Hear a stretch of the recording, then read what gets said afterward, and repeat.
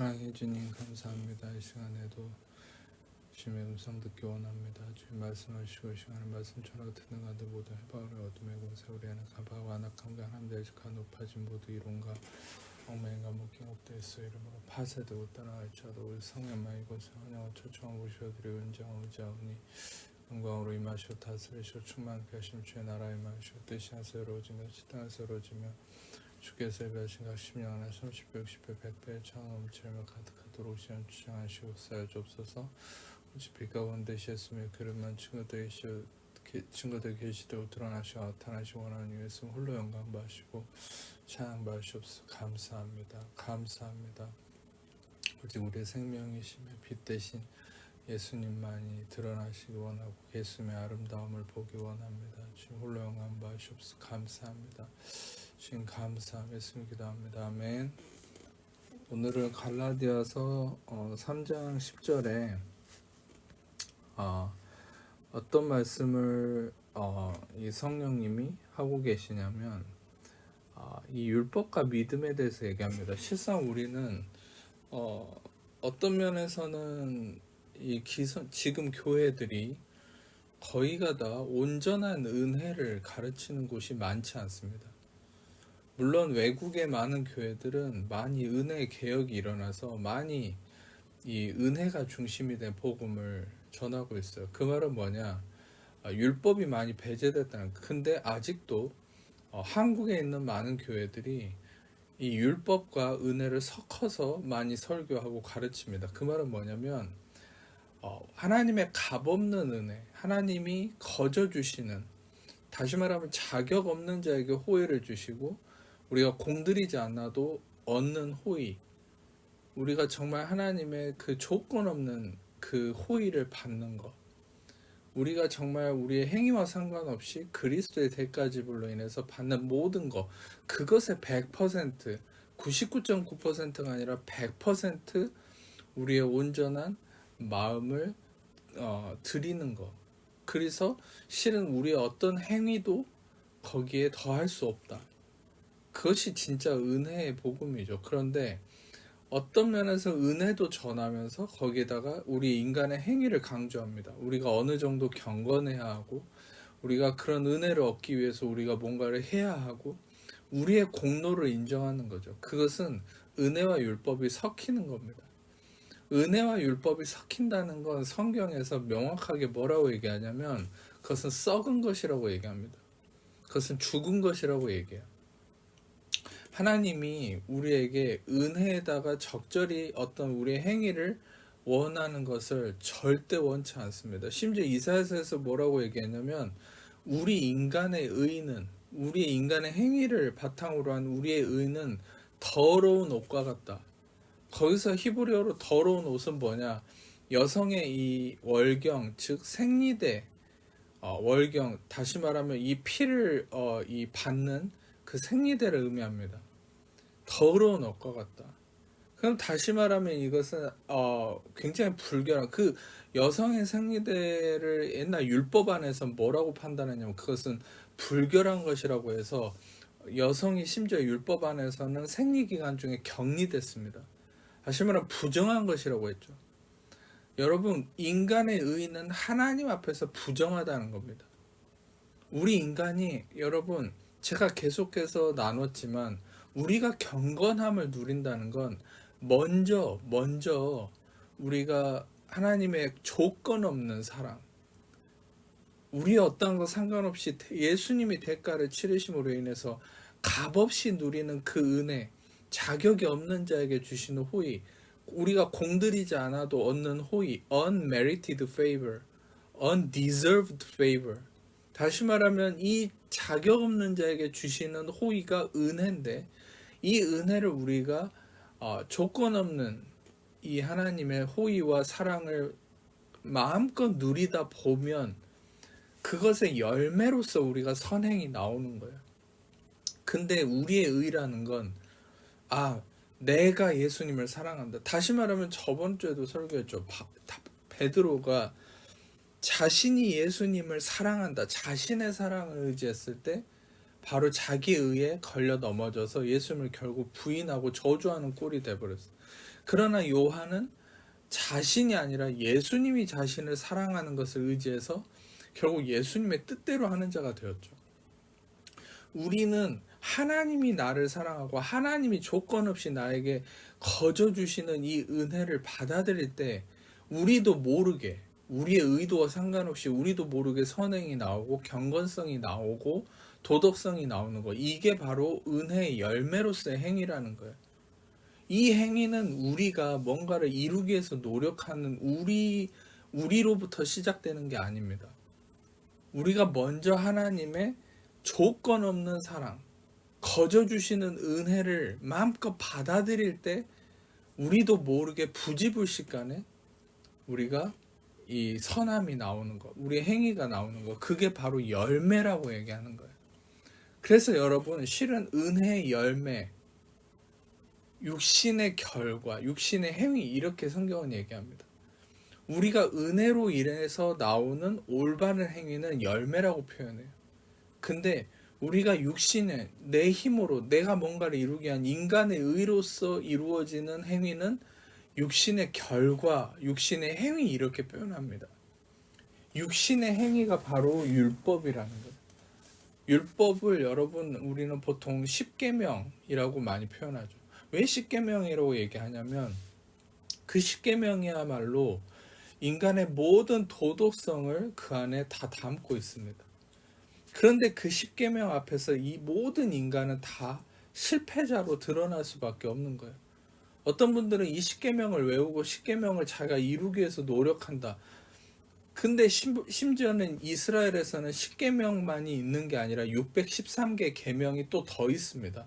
그러면 총 623개의 계명과 십계명이 있는데 이 율법을 인간이 이룰 수 있느냐?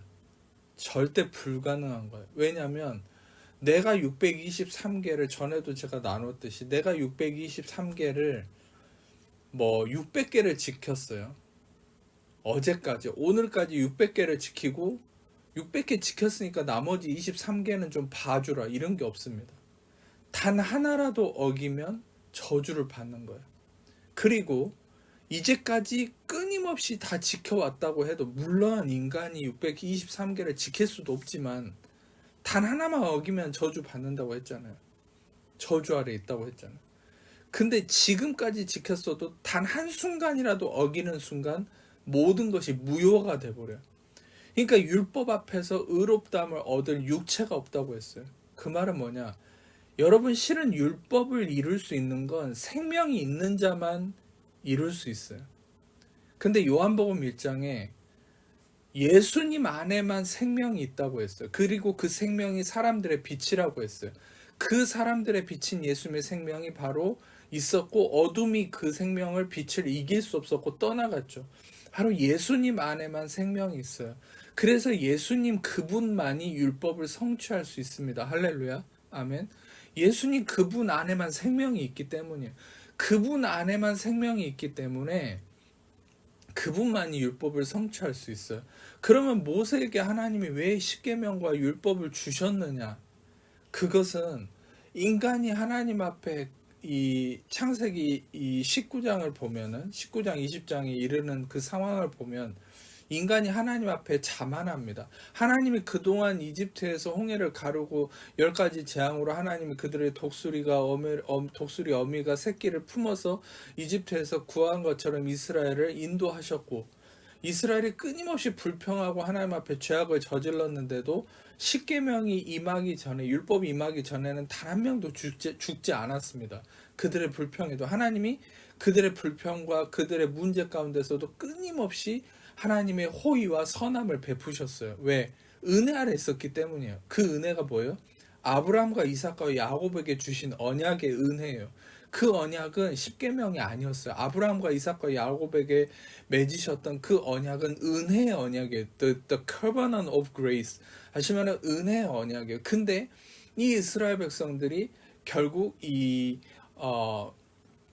하나님의 산 호렙에 이르러서, 그 신의 산에 이르러서 하나님 앞에서 큰 범죄를 합니다. 그게 뭐냐? 하나님이 이스라엘에게 다시 한번 강조를 하셨는데 그게 뭐냐면 너는 나의 제사장 나라가 되고 내가 나만 따라와라. 내 안에 모든 걸 나한테 맡겨라. 그런 의도로 히브리어를 보면 말씀하셨어요. 근데 이스라엘 백성들이 이 히브리어로 읽어야만 합니다. 그 한글 성경에서는 조금 이해가 어려워. 근데 히브리어 원문으로 볼 때는 이스라엘 백성들이 자신의 의를 드러냅니다. 아니요, 하나님, 우리에게 그냥 말씀만 하세요. 우리가 하나님 말씀하신 대로 다 지키겠습니다.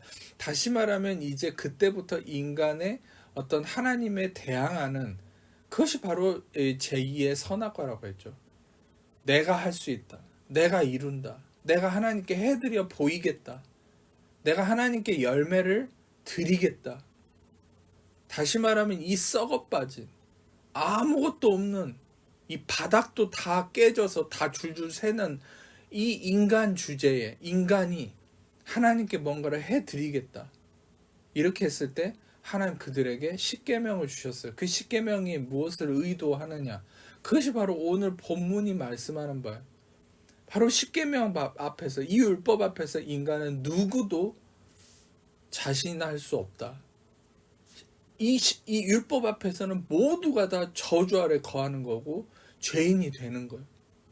결국 하나님이 이 십계명 이 율법을 주심으로 인해서 인간을 어디에 이르게 하려고 하는 겁니까? 율법은 절대 의롭게 할 수 없어요. 그러나 인간을 죄로 정죄해서 인간이 결국에는 구원자를 갈망하게 하기 위함이에요. 그게 바로 인간이 처절한 율법 앞에 실패함으로 우리를 율법의 성취로 우리를 대신해서 율법을 성취하시고 율법의 저주에서 우리를 구원하실 예수님을 갈망하게 하기 위해서 율법을 주신 거죠. 아까도 말씀드렸다시피 요한복음 1장에 예수님 안에만 생명이 있고 예수님 안에 생명이 있는 그 예수님만이 율법을 이룰 수 있다. 근데 인간에게는 그 생명이 없어요. 근데 예수님이 십자가에서 대가를 치르시고 이제는 예수의 생명이 우리에게 들어왔죠. 할렐루야. 예수의 생명이 우리 안에 들어왔기 때문에 그 생명, 예수의 생명으로 말미암아서 율법이 우리를 더 이상 정죄하지 못해요. 오히려 우리를 의롭다라고 율법이 인정합니다. 왜입니까? 예수의 생명이 있기 때문이에요. 이 생명과 관계가 있어요. 우리가 율법을 뭐 지키냐 안 지키냐. 여러분 만약에 지금 여러분이 단 하나라도 율법을 지키려고 뭔가를 내가 뭔가를 행위를 통해서 의롭다함을 얻으려고 노력한다면 그 순간 나의 행위가 저주 아래 묶이는 거예요. 우리는 그리스도 안에서만 우리의 자신이 증명됩니다. 그것은 무슨 말이냐? 여러분 제가 계속해서 복음을 얘기했듯이 예수님이 모든 십자가에서 대가를 치르시고 예수님 그분이 계속 성경이 이른 대로 성경이 응하게 하려 함이라. 내가 성경을 이루겠다. 나만이 율법을 폐하러 온 것이 아니라 나는 율법을 성취하러 왔다. 예수님 그분이 율법을 성취하실 수 있는 유일한 분인 건 다시 말씀드리지만 오직 생명은 예수님 안에만 있기 때문이에요. 인간에게는 그 생명이 없었어요. 아담에게 예수의 생명이 주어져서 루아흐, 다시 말하면 하나님의 생령이 들어가서 그 흙이 생령이 되었는데 그 하나님의 생령이 뭐냐면 예수의 생명이었어요. 예수의 생명이 아담을 생령이 되게 했어요. 그런데 그 아담이 선악과 먹고 내가 주인 됐다. 내가 하겠다. 그 순간 마귀에게 모든 권세가 넘어갔고 그 생명이 떠나갔어요. 인간은 생명이 없이 존재했던 자들이에요. 근데 이 생명이신 예수님이 오셔서 이제는 그 예수의 생명을 십자가를 통해 우리에게 주셨어요. 십자가에서 우리의 모든 죄를 짊어지고 대가를 치르시고 부활하셨을 때 우리도 함께 부활하여 예수의 생명이 우리에게 주어진 거예요. 심지어 성령으로 우리 안에 들어오셔서 영원히 우리와 함께 하십니다. 아멘. 우리 안에 바로 예수의 생명이 있어요. 예수의 생명이 있기 때문에 바로 우리는 율법이 그 예수의 생명 때문에 예수의 생명, 예수의 보혈의 대가지불, 예수의 놀라운 십자가의 공로, 즉 예수님의 생명이 그 빛이 우리 안에 들어왔기 때문에 율법은 우리를 정죄할 수 없을 뿐만 아니라 우리를 오히려 의롭다고 인정합니다. 그게 로마서 8장의 말씀이죠. 잠깐 로마서 8장을 전에 봤지만 우리가 한번 확인하고 싶은 것은 뭐냐면 로마서 8장 4절에 육신을 따르지 않고 영을 따라 행하는 우리에게, 여기서 여러분들이 오해하지 말아야 될 건 여기서 육신은 율법을 의미합니다.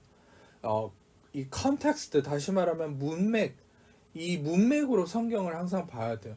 근데 지금 이 성령 안에서 바울이 이 설명하는 모든 이 과정이 율법과 은혜에 대한 얘기예요. 근데 여기서 얘기하는 육신은 율법을 의미하고 그 영이라는 것은, 여기 로마서 8장의 영이라는 것은 단순한 성령을 의미하는 것이 아니라 여기서 영은 은혜를 의미합니다. 인간의 의가 아닌 하나님의 의, 예수님의 십자가 중심의 하나님의 호의와 은혜, 공로, 육신을 따르지 않고 은혜를 따라 행하는, 다시 말해 은혜 아래 거하는, 나의 어떠함이 아닌 예수님의 십자가의 대가지 불만 의지하고 은혜 아래 거하는 우리에게 율법의 요구가 이루어지게 하려 하심이라. 이게 한글말이 좀 어렵죠. 근데 원문으로 해석하면 여기서 율법의 요구가 디카이오마 이루어진다. 율법의 요구가 이루어졌다. 우리에게 율법의 요구, 율법의 디카이오마, 율법이 디카이오마는 뭐냐? 의롭다고 선언한다는 거예요. 다시 말하면 우리에게 율법이 우리를 의롭다고 선언함이 이루어졌다는 거예요. 할렐루야. 여러분, 은혜 아래 있는 자, 육신을 따르지 않고, 다시 말하면 율법 아래 있지 않고 은혜 아래 있는, 은혜만을 의지하는 우리는 율법이 우리를 의롭다고 인정한다는 거예요. 아멘. 아멘. 여러분, 우리가 어떻게 율법에게 의롭다함을 인정받을 수 있겠어요? 율법 앞에서 모든 인간은 죄로 정죄받는 거예요. 저주 아래 거하는 거예요. 그러니까 갈라디아서 3장 10절, 아까 제가 다시 한번 읽어볼게요. 갈라디아서 3장 10절을. 무릇 율법 행위에 속한 자들은 저주 아래 있나니 기록된 바 누구든지 율법책에 기록된 대로 모든 일을 항상 행하지 않은 자는 저주 아래 있는 자라 했습니다. 또 11절에 하나님 앞에서 아무도 율법으로 말미암아 의롭게 되지 못할 것이 분명하니, 분명하다고 얘기합니다. 왜 여러분 교회에서, 왜 성경 교사들과 심지어 신학 교수들과 목사들도 왜 성경을 이렇게 명확하게 얘기하고 있는데도 눈을 가리고 귀를 가리고 여전히 나의 행위로 율법을 어느 정도 이룰 수 있다, 우리가 경건을 이루어야 한다, 우리가 뭔가를 해야 된다, 우리가 뭔가를 이룬다라는 이 율법에 왜 다시 돌아가는지 안타깝지 않습니까? 성경은 너무나 명확하게 얘기하고 있습니다. 우리가 이런 부분들을 아셔야 돼요. 사도행전은 실은 이 역사서입니다. 사도행전은 교리서가 아니에요. 근데 사도행전을 넘어서 우리가 소위 성경의 4분의 3을 적은 바울의 모든 글들은 다 교리입니다. 철저한 하나님 나라의 은혜 복음을 기반으로 한 교리예요. 그래서 실은 드러난 계시입니다. 복음서는요, 예수님이 십자가를 지기 이전이었기 때문에 복음서는 굉장히 다 가려져 있어요. 그래서 실은 복음서는 이 부활하신 예수님의 계시를 받아서 쓴 바울의 이 교리를 바탕으로 복음서를 해석해야 합니다. 예수님이 뭐라고 하셨어요? 내가 너에게 이를 말이 많으나 지금은 할 수 없다. 십자가를 지시기 전이기 때문이에요. 아직 율법이 성취되기 전이기 때문에 심지어 예수님은 율법 또한 얘기하셨어요. 그러나 예수님이 대가를 치르시고 부활하시고 계시를 이 바울에게 주셨을 때 바울의 모든 글들의 맥락은 이 은혜와 율법에 대해서 설명하기 시작합니다. 이게 바로 바울의 말이 아니라 부활하신 예수님, 십자가를 통해 율법을 성취하신 예수님의 음성인 거죠. 할렐루야.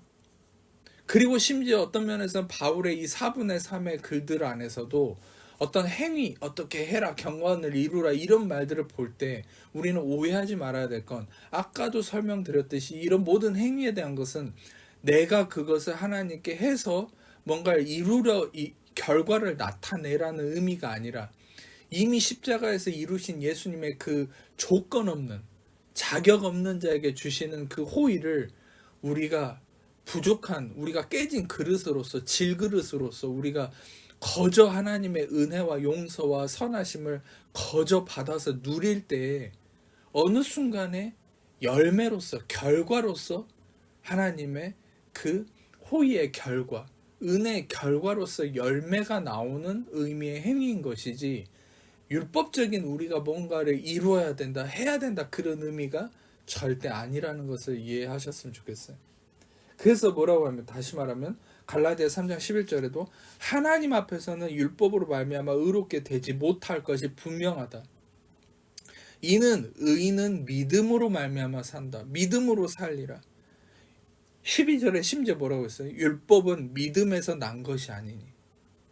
어떻게 율법을 지키려 하고 행위를 의지하려는 것을 가지고 그것이 경건이라고 포장하고 그것을 믿음이라고 얘기하는지 이해를 할 수가 없어요. 여러분들 성경을 보세요. 이 하나님의 말씀을 기반으로 판단하세요. 여러분들이 설교자들이나 목사들이나 여러분들이 신학 교수나 여러분들이 어떤 말씀을 들을 때 이 하나님의 말씀에 기반해서 맞지 않으면 그 듣지 말아야 합니다. 제가 매번 말씀드리지만 제가 설교하고 이 은혜 복음을 얘기할 때 단 하나라도 이 성경 말씀에 기반되지 않으면 여러분 제 설교를 들으실 필요가 없어요. 그것은 무슨 말이냐?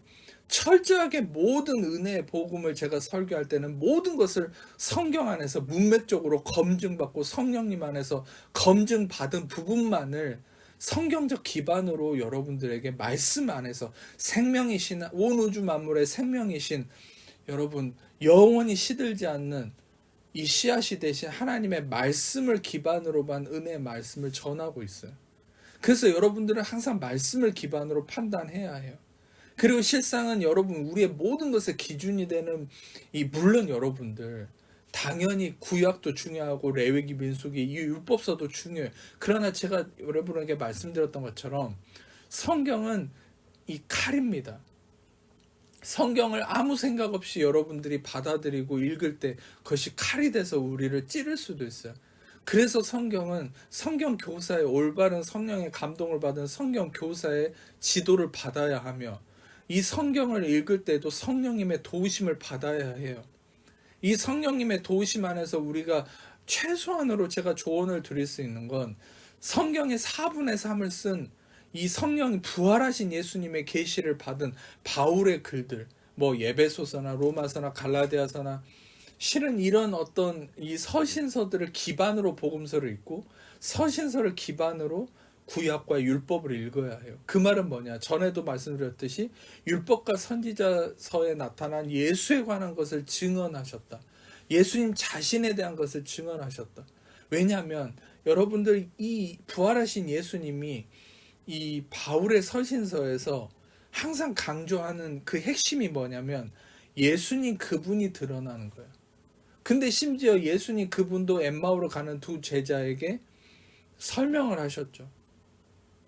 자신이 이 성경의 율법과 선지자서에 자신에 관한 것을 찾는 것, 듣는 것, 그것이 생명이다. 그리고 그것을 들었을 때 지쳐 있었던, 실망하고 눌려 있었던 그 두 제자 클레오파스가, 이 글로바와 그 부인, 그 두 명, 이 커플이 다시 말하면 가슴이 뜨거워졌다고 했죠.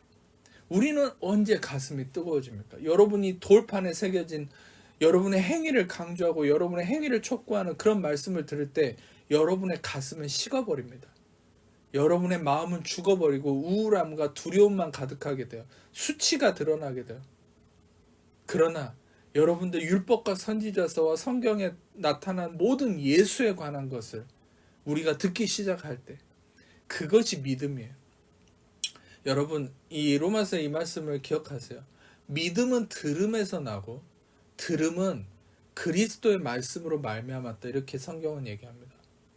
여러분, 믿음은 들음에서 난다고 했어요. 근데 무엇을 듣느냐? 믿음은 들음에서 나고 들음은 그리스도의 말씀. 레마토스 크리스토스예요. 헬라어로. 그 말은 뭐냐? 레마토스 디오스가 아닙니다. 하나님의 말씀이라고 얘기하지 않았어요. 분명하게 그 원어에서 성경에서 레마토스 크리스토스라고 얘기했어요. 그 말은 뭐냐? 그리스도의 말씀이에요. 예수에 대한 증거예요. 아멘. 우리는 성경 안에서 끊임없이 예수에 대한 증거를 들어야 합니다. 예수님을 봐야 합니다.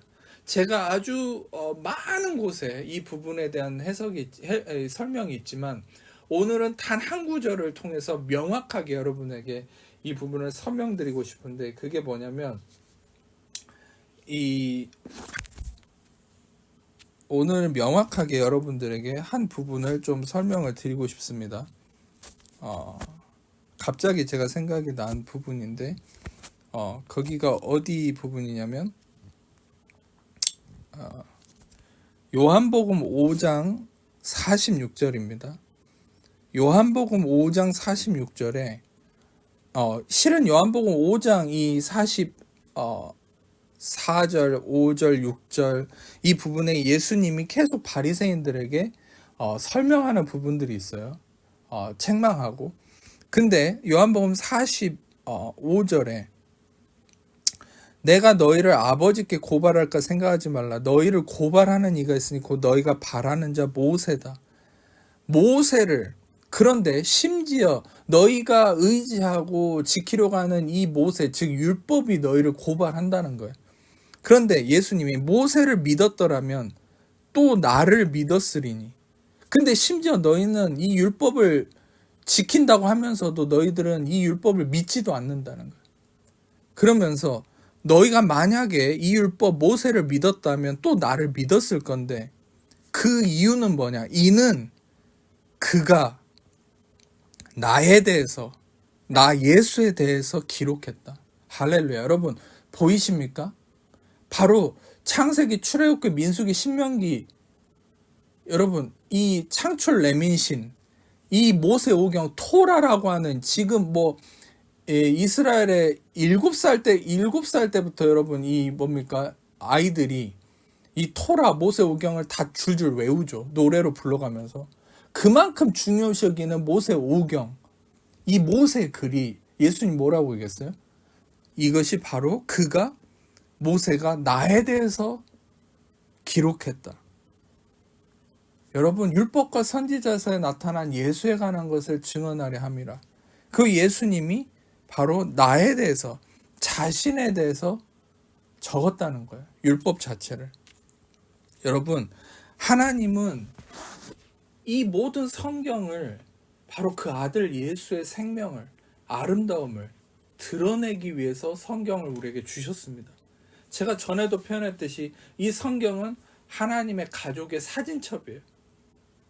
여러분, 물론 그 사진첩에 하나님도 드러나 있고 성령님도 드러나 있고 예수님도 드러나 있죠. 그러나 제일 핵심이 되는 것은 바로 예수님입니다. 그 예수의 아름다움, 우리의 구원이신 예수의 아름다움을, 그 은혜와 진리이신 예수의 아름다움을 드러내시는 거예요. 우리는 성경을 통해서 우리의 행위를 증명받고 우리가 무엇을 해야 될지 지침을 받으려고 성경을 보는 게 아닙니다. 성경을 읽는 건 그 성경에 말하려고 하는 핵심인 예수의 아름다움을 보고 듣고 그것을 발견하기 위함이에요. 그래서 성령님은 그 예수의 아름다움을 드러내기 원하십니다. 성령님은 우리가 성경을 읽을 때, 말씀을 접할 때 예수님을 간절히 구하는 자에게 계시해 주십니다. 할렐루야. 여러분들, 제가 전에도 단적으로 설명했듯이 예수님을 가장 완벽하게 드러내는 표본 중에 한 명인 그 사람이 바로 요셉이라고 했죠. 요셉이 형들에게 배척당했던 것처럼 예수님도 유대인들에게 배척당하고, 나중에 요셉이 국무총리의 그 권위를 가지고 이 가난하고 이 힘들었던 이 형들이 식량을 구하러 왔을 때 나중에는 결국 그들을 용서하고 그들을 구원하죠. 예수님이 유대인들에게 배척받고 그 예수님이 결국에는 핍박을 받고 십자가에 죽으셨지만, 이 유대인들이 예수님을 거부했지만 나중에는 이 유대인들이 결국에 예수님께 무릎 꿇고 그 예수님이 그들을 용서하고 그들을 품게 되는 날이 온다는 거예요. 결국에는 하나님이 이 요셉의 이야기를 통해서 예수님을 보이셨어요. 창세기 22장의 아브라함의 얘기를 통해서도 아브라함이 그 아들을 바치려고 하는 그 아브라함의 믿음의 어떤 훌륭함이 아니라 그 아브라함조차도 성령이 주장한 거예요. 아브라함의 훌륭함이 아닌 거예요.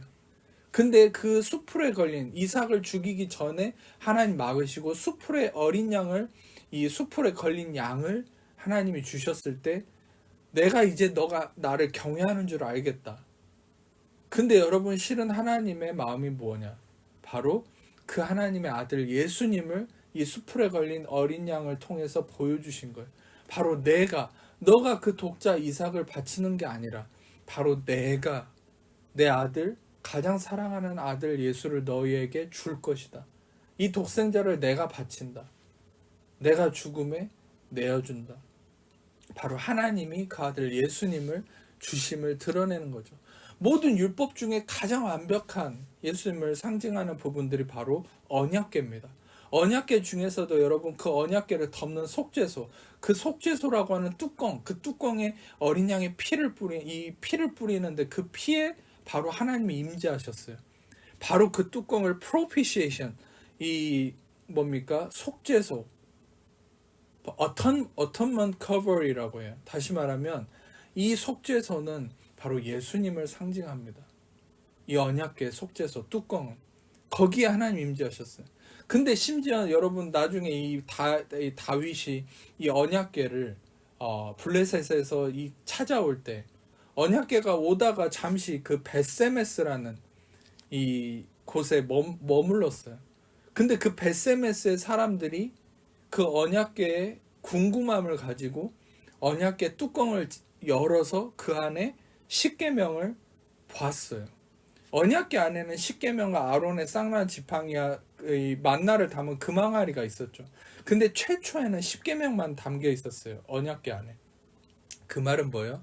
하나님이 십계명을 언약궤에 집어넣고 이 예수님을 상징하는 속죄소로 덮어버렸어요. 하나님의 임재는 십계명에 있지 않아요. 여러분, 하나님의 임재는 예수님 안에 있어요. 할렐루야. 여러분의 행위에, 우리가 우리의 행위를 의지한다면 하나님 거기에 임재하지 않아요. 그럼 우리가 예수를 바라보고 그분의 값없는 은혜를 의지하고 은혜를 바라볼 때 거기에 하나님 임재하시고 여러분의 기름 부으십니다. 아멘. 그래서 우리의 모든 기름 부으심은 우리가 여러분들 그 은혜를 의지할 때, 예수를 의지할 때, 그러면 어떤 분들은 이렇게 궁금할 수 있어요. 제가 전에도 설교를 했었지만 간략하게 설명을 해드리면, 그러면 은혜와 율법이 섞였는데도 하나님 역사하시고 기적이 일어나는 경우가 많은데 그런 경우는 어떻게 봐야 됩니까? 라고 생각할 수 있는데, 물론 성경에서도 얘기합니다. 여러분, 이 정죄 직분에도 영광이 있다고 했습니다. 다시 말하면 은혜와 율법이 섞였어요. 그러나 그 결과가 좋지 않아요. 정죄의 직분, 즉 은혜와 율법이 섞였을 때 하나님은 거기에 은혜가 섞여 있었기 때문에 모세조차도 여러분들 그 얼굴에서 빛이 났습니다. 그런데 그 빛이 났을 때 사람들이 다 도망갔어요. 정죄 직분이에요. 여러분, 이제까지 그 정죄 직분을 통해서 많은 부흥과 많은 일들이 일어났지만 결국 사람들은 다 교회를 떠났어요. 치유를 받아도 더 큰 병이 걸리고 문제가 다시 들어오고, 심지어 그 부흥이 일어났던 교회들이 술집으로 팔려가고, 영국을 보면 지금은 수많은 무슬림들이 지배하고 있습니다.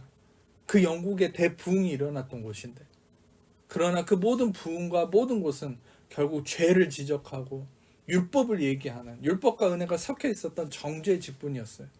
그런데 이제 은혜의 개혁을 일으키고 있습니다. 순전한 은혜로 하나님이 다시금 돌아오게 하기 원하시는 하나님의 일이 일어나고 있습니다. 제가 전에 옛날에 설교에서는 이 교회사의 얘기를 많이 했지만, 여러분, 루터는 완전한 은혜의 사람이었어요.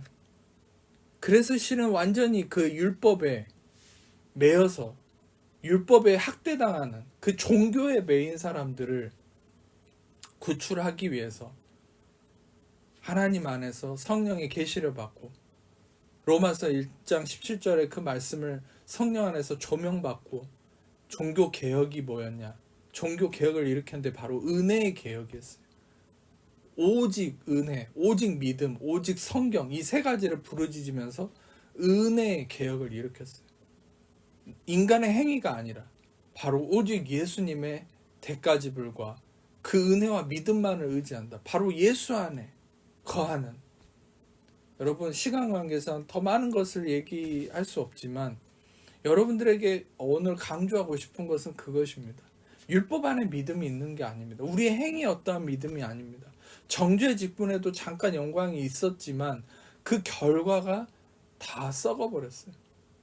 그러나 여러분, 이제 이 은혜, 정죄 직분에도 영광이 있었지만 이 은혜의 직분, 거기에는 비교할 수 없을 만큼의 큰 영광이 있다라고 성경은 얘기합니다. 다시 말하면 이전에 은혜와 율법에 섞여 있었던, 물론 결과가 좋지 않았지만 이어지지도 않았고 그 열매가, 그러나 온전한 은혜만을 의지하고 온전한 은혜만을 전하는 교회와 그 개인들, 성도들의 삶에는 여러분들 비교할 수 없을 만큼의 큰 영광이 있다는 거예요. 순전한 은혜로 우리가 돌아오기를 하나님 원하십니다. 그것이 무엇입니까?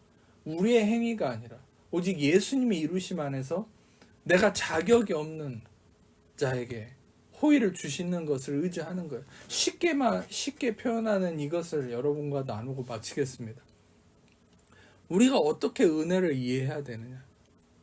여러분, 많은 제가 항상 제일 중요한 건 예수님 중심이지만 기본적으로 여러분 마음에, 여러분, 우리가 끊임없이 공격받는 어떤 율법적인 마음이 뭘까요? 내가 자격이 되나? 내가 뭔가 이 은혜를 누릴 수 있는 자격이 될까? 그런 어떤 마음들이 항상 있습니다. 근데 여러분, 중요한 것은 이것입니다. 예수님이 우리의 자격이 되십니다. 예수님이 대가를 치르시고 예수님이 율법을 성취하셨습니다. 그리고 예수님이 대가를 치르시고 율법을 성취하시고 우리에게 자격이 되어 주셨습니다. 그 예수님이 우리 안에 생명으로 들어와 계십니다. 그러면 그 예수님이 우리 안에 자격이 됐기 때문에 우리를 보는 게 아니에요. 우리 안에 예수님을 통해서 우리는 자격이 되었음을 믿고 감사하는 거예요. 그 예수님에게 우리의 모든 걸 의탁하는 거예요. 그래서 우리가 자격이 될까? 우리는 아직도 문제가 많은데, 아직도 나의 과거와 나의 어둠과 나의 모든 문제들이 산더미 같은데, 아니요. 예수님이 십자가에서 여러분의 모든 것들을 이미 다 보셨고 모든 걸 다 이루셨어요. 여러분의 모든 것을 새롭게 하셨어요. 우리는 그 안에 우리를 맡기는 겁니다. 예수님의 그러한 모든 것들이 우리를 새롭게 하셨습니다. 십자가에서 다 새롭게 하셨습니다. 의를 이루셨습니다.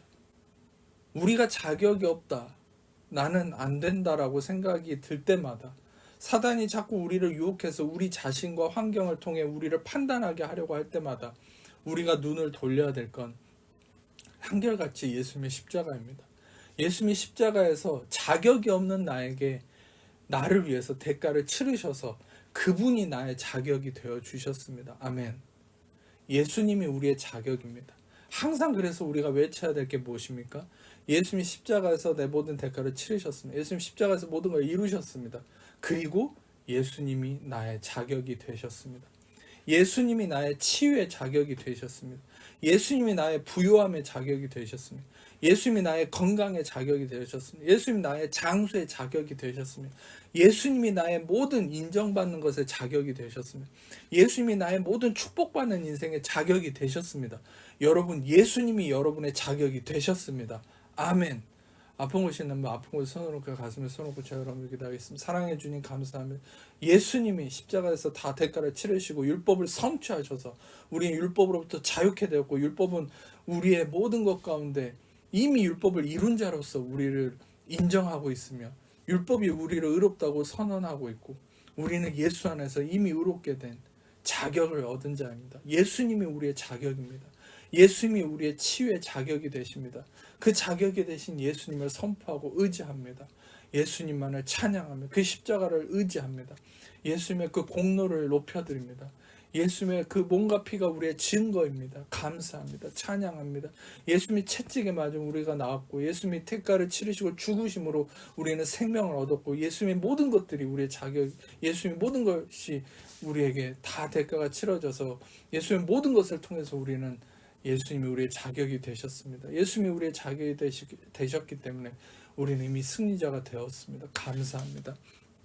찬양합니다. 홀로 영광과 존귀와 찬양받으시옵소서. 감사합니다. 예수님 우리의 자격이십니다. 감사합니다. 찬양합니다. 모든 영광 주님께 올려드리며 홀로 영광 받으시옵소서. 감사합니다. 감사합니다. 아버지 감사합니다. 홀로 영광 받으시옵소서. 감사합니다. 감사합니다. 예수님 감사합니다. 성령 감사, 아버지 감사합니다. 모든 걸 이루신 예수님을 찬양합니다. 높여드리고 경배하며 예배합니다. 오 주님 감사합니다.